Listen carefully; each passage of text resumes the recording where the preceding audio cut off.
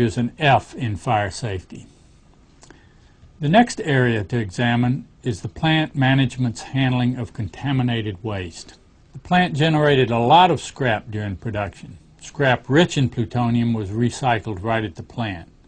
Leaner residues, including contaminated machine oil, tissues, tools, and gloves that had plutonium in or on them, were often stored on site. The goal here was to find a way to recover the plutonium from these leaner residues and reuse it. Let's look at the way the plant management handled these dangerous contaminated residues. In 1958, Dow established the 903 area, an open field on the site, as an area for storing metal drums filled with machine oils contaminated with plutonium. This was started out as a temporary measure. Dow said they intended to develop a method to reclaim the plutonium from these waste oils. Within a year, the drums were corroding badly.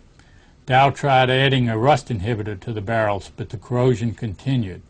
To make matters worse, the drums were not properly labeled, so it was difficult to tell how old the drums were, what they contained, or how much radioactivity could have been released. 4 years after 903 area drum storage began, in a document that has since been declassified, a Dow employee reported, quote, "About 50 to 60% of these drums are badly corroded. The contents of several has already spilled out on the ground. Unless these materials are disposed of in a very near future, a serious contamination problem will develop." End quote.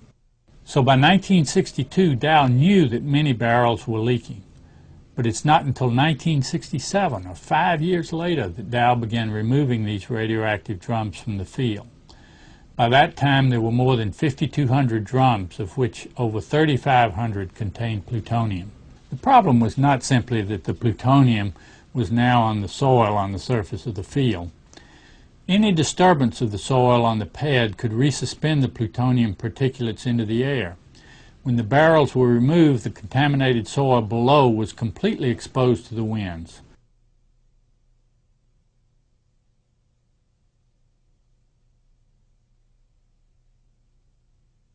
The high winds that are typical of this area could and did blow these particulates far off site.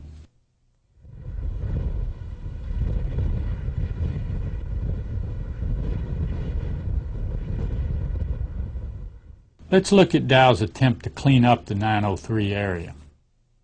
It took a year and a half to remove the barrels from the field.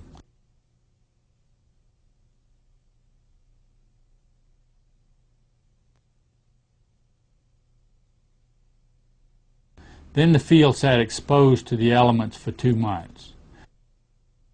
Next, Dow burned contaminated vegetation from the area. Again, the field sat bare and exposed for 3 more months. In November of 1968, Dow brought in heavy equipment and graded the area. As you'd expect, this kicked up a lot of radioactive dust.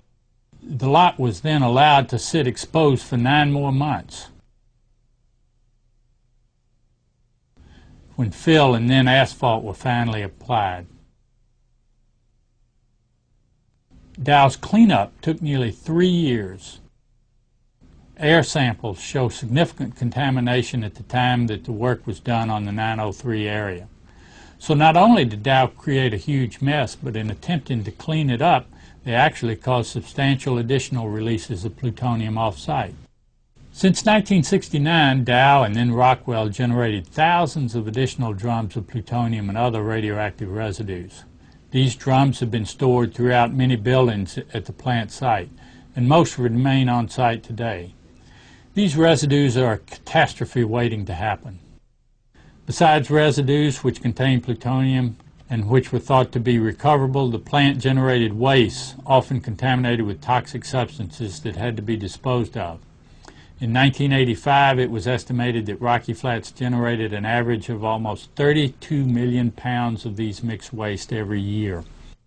A 1986 agreement between the Department of Energy, the EPA, and the Colorado Department of Health required Rockwell to close solar evaporating ponds that were leaking into the groundwater. These ponds had been used to evaporate water from waste liquids and there was contaminated sludge on the bottom of the ponds. To dispose of the sludge, Rockwell decided to mix it with concrete to make a hard material they call pondcrete. They would ship the blocks to Nevada for disposal. But Rockwell never defined the process for making pondcrete. There wasn't even a formula that called for a certain amount of cement. The operators making the pondcrete just guessed at the amount. As a result, many of the blocks were not hard like concrete. They turned out to be soft like putty.